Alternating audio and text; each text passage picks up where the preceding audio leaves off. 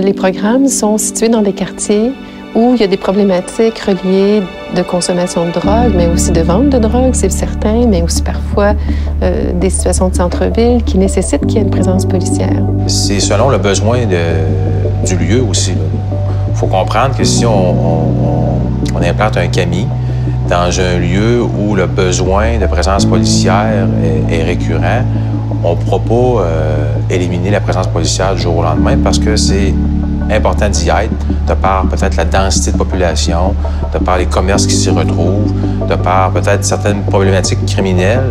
Donc, oui, les policiers vont s'y retrouver et les CAMI et les policiers vont avoir à cohabiter ensemble. Lorsque les policiers interviennent autour d'un centre d'accès au matériel d'injection, ça peut faire en sorte que des personnes qui voudraient avoir accès au service n'osent plus y aller parce qu'ils voient que la police est parquée et garée devant le centre. Pour les policiers, c'est des zones, souvent les centres sont situés dans des milieux qui sont plus criminogènes, qui ont plus de désordre public. Ils peuvent se faire appeler plus fréquemment dans ces endroits-là. On ne fait pas nécessairement par exprès pour se retrouver autour de ces centres-là, mais ça peut arriver qu'on ait à y aller parce que les citoyens ont des besoins, ont des plaintes, ils adressent des situations où le service de police doit intervenir. Il y a avantage pour la population puis la société de laisser ces endroits-là libres d'accès puis qu'on ne crée pas une barrière pour des gens qui en ont besoin. Les policiers du secteur ont la consigne de ne pas se retrouver autour de ces centres-là de façon volontaire, justement, pour permettre aux utilisateurs d'accéder à des seringues propres. Dans la mesure du possible, je crois que les policiers devraient aviser les organismes de leur présence avant d'intervenir. Et ça pour maintenir le lien de confiance avec eux et le lien de confiance entre eux et les UDI. Il n'y a pas toutes les situations non plus qu'on peut s'annoncer. Il y a des situations où les policiers doivent... il y a une urgence d'agir ou, je donne un exemple, au niveau d'une poursuite active ou ces affaires-là, où c'est difficile pour nous autres d'arriver puis prendre le téléphone ou trouver un moyen de communication pour dire, ben là, on va faire une intervention. Mais je crois sincèrement que oui, on doit le faire quand on est capable de le faire.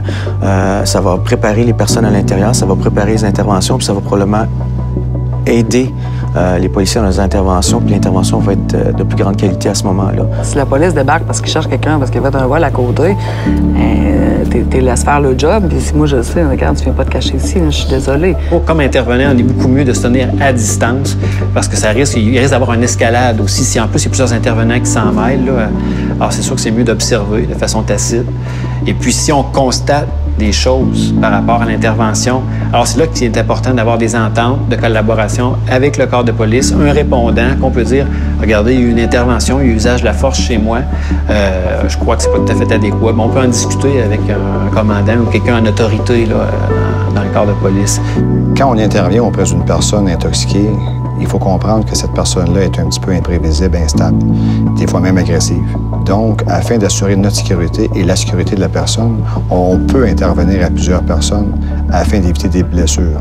Souvent, à la perception de l'intervention, on pense que c'est de l'abus policier, mais au contraire, on est là pour protéger l'individu, pour s'assurer qu'il n'y a pas de blessure.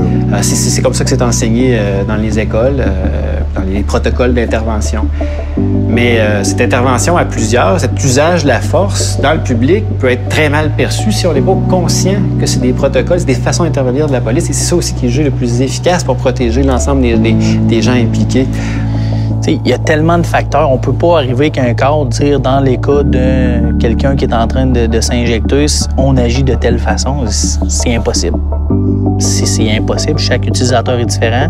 Probablement que ton comportement n'est pas le même à tous les jours quand que la personne fait son injection. Puis le policier, ce qu'il vit dans sa vie quotidienne, ben on rentre pas tout à l'ouvrage avec le même état d'esprit à chaque heure de travail. Fait que, sinon, on multiplie les facteurs. Là, pour nous, le ministère de la Sécurité publique, on prend des positions, on regarde c'est quoi ce qui se fait du milieu de la santé, on le reconnaît, on essaie de s'arrimer, de faire en sorte que nos actions soient le plus cohérentes possible avec ce qui se fait pour faire en sorte que les gens vulnérables là, soient pris en charge et correctement, là, et dans la dignité, dans le respect de leurs droits. Là.